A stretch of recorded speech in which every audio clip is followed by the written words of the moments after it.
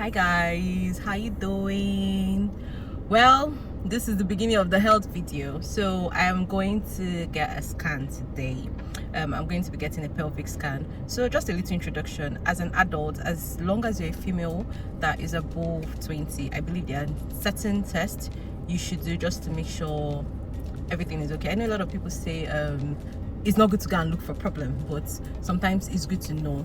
For I think some countries there are necessary tests that females take, but for Nigeria you have to be the one to insist on it. So you should do blood tests at least once every year, just to check for diseases, infections. You should also try to test your liver, your kidney, just to be sure that everything is going well, because there are certain things that are hereditary, there are certain things that we don't even know the cause rather. There are certain things that it could be because of the food we eat.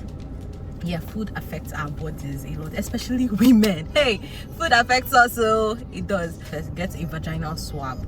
You should get a vaginal swab at least once a year. Get a pap smear if you're sexually active. You need to get a pap smear if you've not gotten the vaccine, because HPV is one of the biggest issues that women have, because it causes cervical cancer and I think ovarian cancer too. You can read up a lot on it, but the good thing is that HPV now has a vaccine. If the early, for those that before puberty is given to them, but if you're an adult that has passed puberty stage or you've become sexually active, you will get tested to make sure there are no warts before you're giving the vaccine. See, that test is very invasive. I'm not gonna lie to you, it is very invasive, so just prepare your mind. It's not so painful, but it's very uncomfortable. So it's either called pap smear or cervical screening. Just get tested.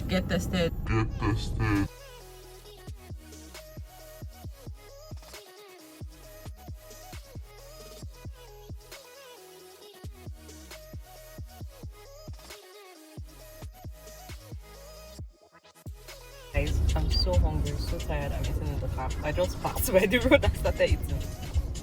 Chicken Republic to be respected. I had to get somewhere really quiet. I just want to make this video in the car, because if I decide to go home, I will just procrastinate and end up not making this video. So I went to Medicaid. As you can see, it's actually a very cool diagnosis center. They were very attentive and it was quite fast. Like, I did not waste time at all. So I had my pelvic scan done. This is the second one I've done this year. I did one, I think last week or last 2 weeks, and what the radiologist saw did not sit well with me. And he even got me scared by saying he used the word that he's seen a mass, but he doesn't know if it's benign. Is it benign? Is it right? I don't know. Medical professionals shall know whether it's benign or something. But basically what it means is like I should just go and check if this is something serious or not. Basically, you're thinking of the C angle. I don't even want to complete it. So I went into panic mode. And he recommended for me to do a marker, a CA125, yes, and a CT scan. Me scan CT. But that matter, I said no. So I spoke to my office's lab. Amara, thank you for all you do for us. So he just suggested that I get a second opinion and recommended someone that he knows has wide experience. Is it wide? I don't know, I beg English. That has vast experience. So let me get a second opinion before I start going crazy. Even with all that though, he still took my sample for the CA125, because I did not allow him rest. I said, Amara, please just do this one. Let us be sure. He was like, hey, it's not if I say just do. Shebi is blood. Take blood. I have enough blood in my body. I saw the recommended radiologist today, and he told me there is no mass. It's just the cyst that has been there that is still there. So he recommended that I do a hormonal profile, so that we really know what is going on and how to manage it. Now, backstory. Basically why I became this health paranoid, I'll use the word health paranoid, was because I think after university or even in university, I think from university, after university, my period was not regular. Like, I could see it this month and not see it next month, and I did not have a problem, because I mean, no cramps, no bad stress. To me, I was bawling. I was like, I beg you, let me relax. Because period has so many issues, so many symptoms that you go tired.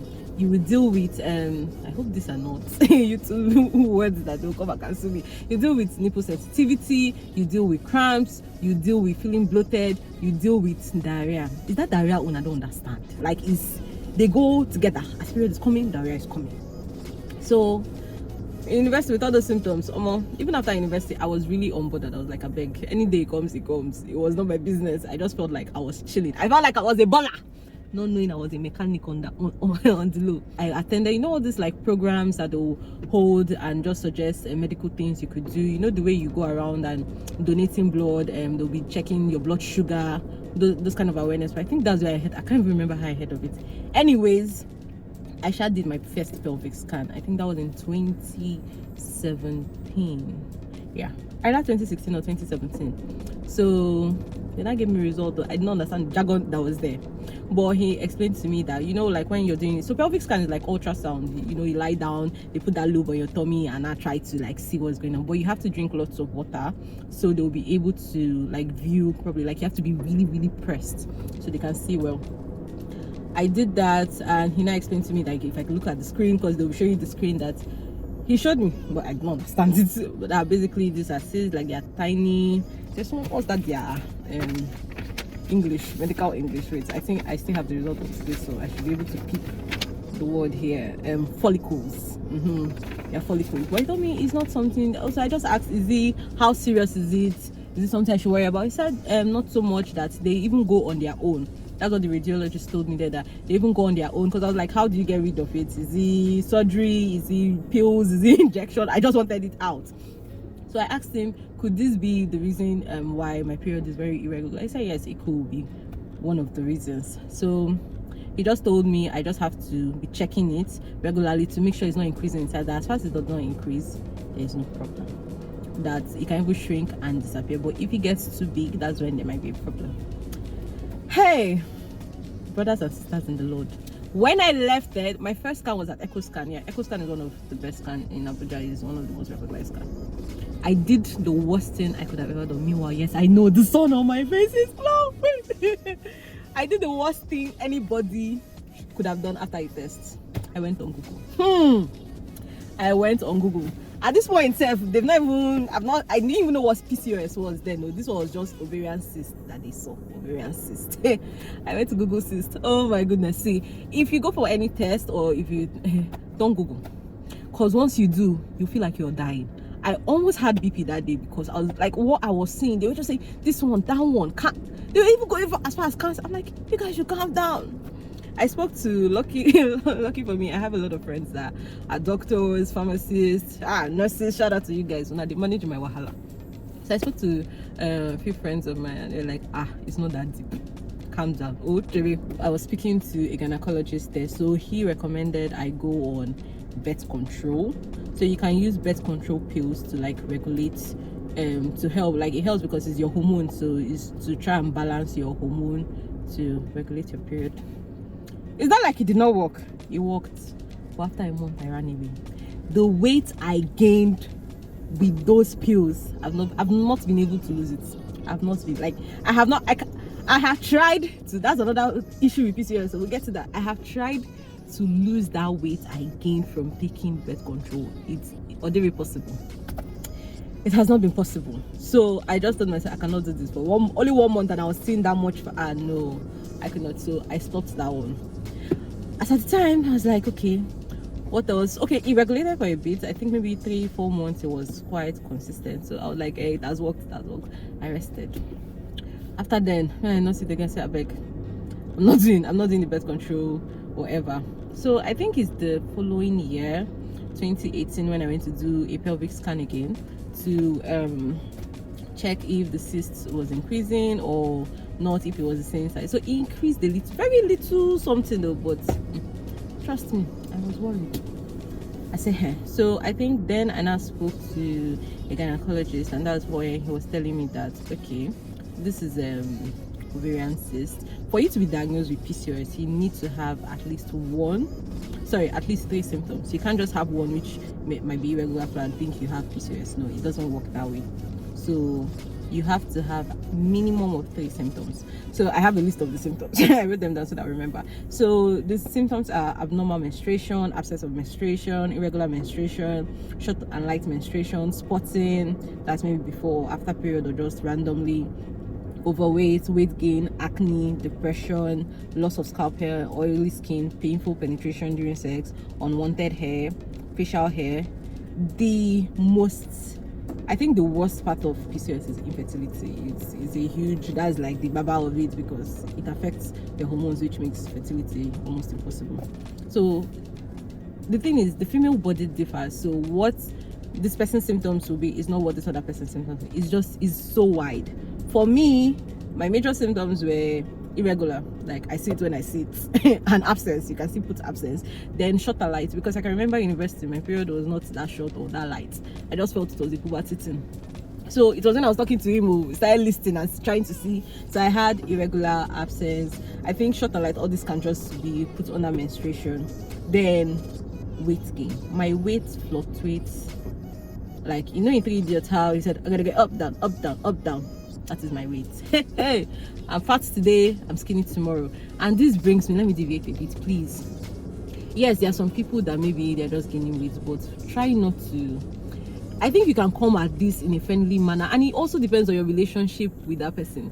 A lot of people saw me and the first thing be like, you're not fat, oh, you're not this, oh, you're not that. Did they tell you that I did not try? I was trying to lose it. The weight wasn't coming up. Losing weight with PCOS is I feel like one of the hardest things, because there are people that they go to the gym. I'm not using myself. I did try that at some point. I gave up. They go to the gym. They will be putting it. They'll be putting all the efforts. English. They'll be like carrying weights, treadmill, cardio. The weight doesn't fall off, because for women it's not just about exercising. If your hormones are not balanced, that weight is not going anywhere. You need your hormones to be balanced before you even start thinking of you want to lose weight. So this is a problem with PCOS. That is, you see that one, weight fluctuation was me.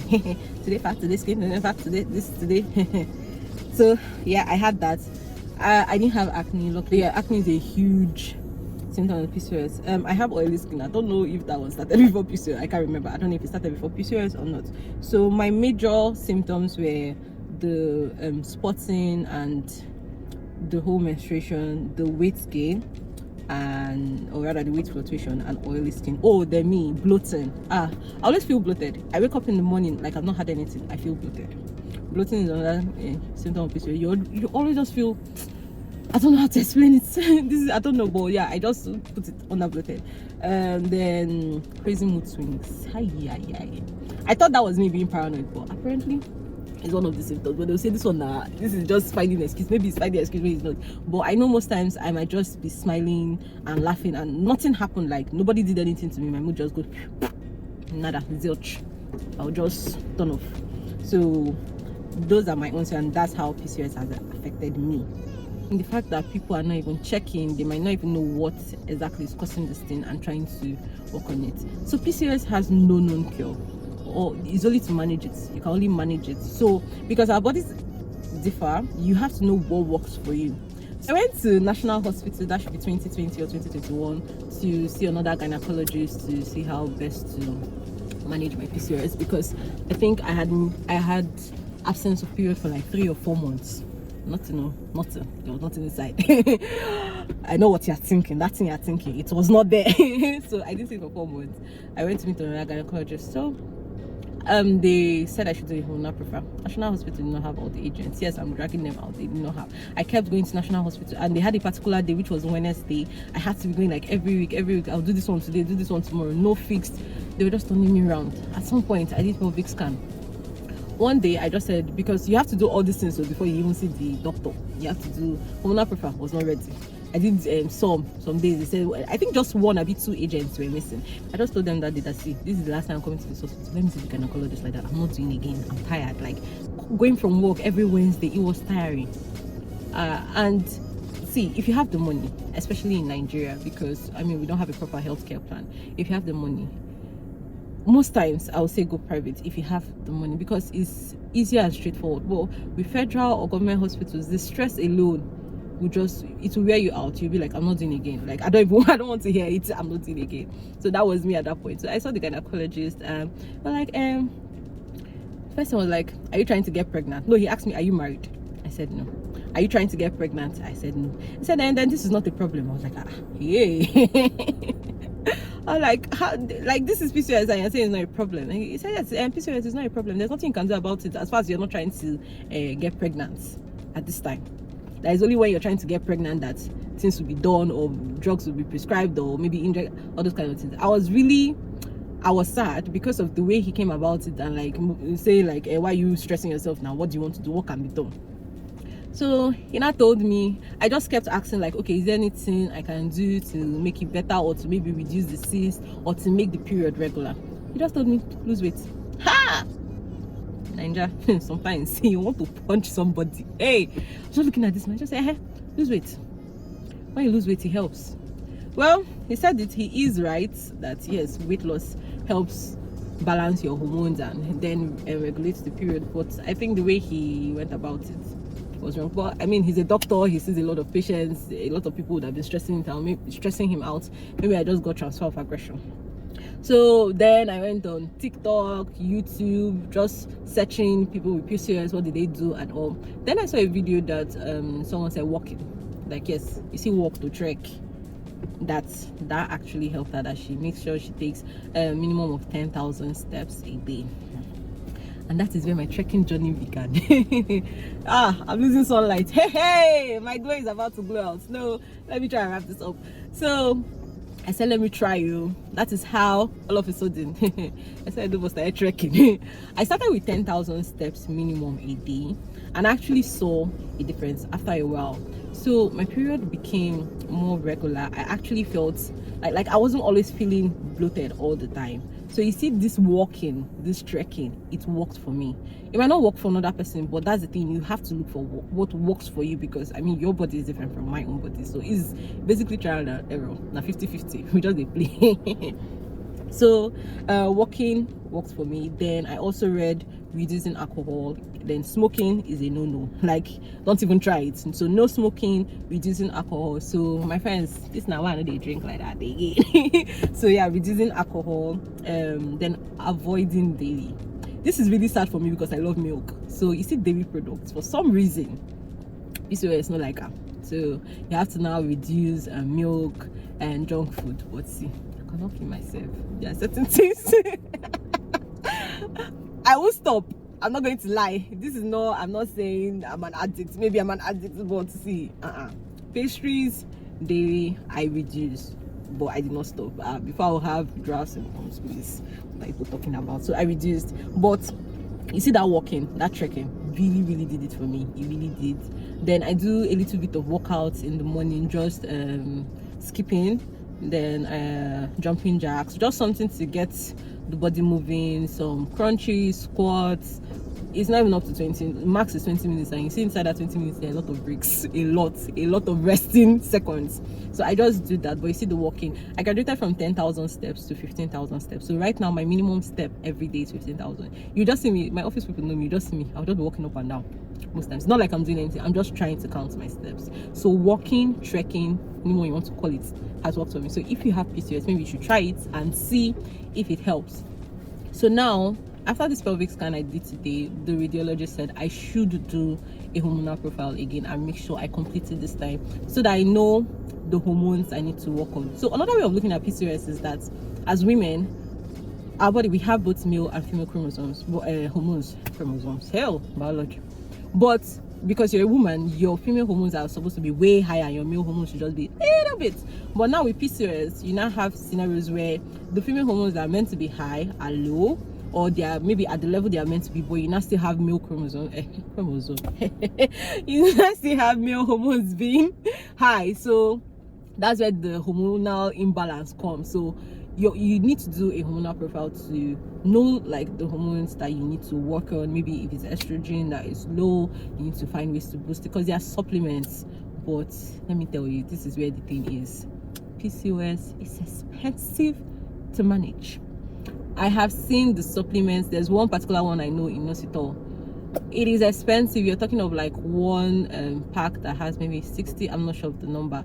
You're estimating like 30 something thousand and above in naira, and this is not Nigeria. You don't have like a health plan that can help subsidize it, so it is actually something that will break your bank. It will break my bank. So, but I know that this is something that I have to do.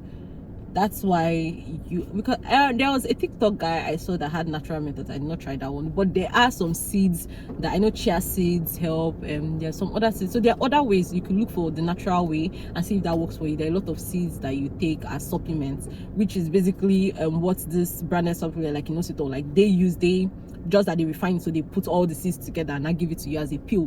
But if you can go the natural way, get seeds, their leaves, then you see what we eat. The female body is this video is long. The female body is, I'm always amazed by it because it's on its own. What we eat as women affects our bodies in ways we cannot even imagine. So you have to check your diet if you have PCOS. I know a lot of people that have PCOS that work with nutritionists. You have to check what you eat. You can't just be eating things anyhow. You have to probably reduce a lot of junk food, a lot of dairy food, a lot of fatty foods, and now you're supposed to stock up on proteins, plenty things. Nah, it's not easy. Okay, let me see. How has PCOS affected my life majorly? I think the biggest fear for me is the future. So because I know the extreme condition or problem with PCOS is infertility.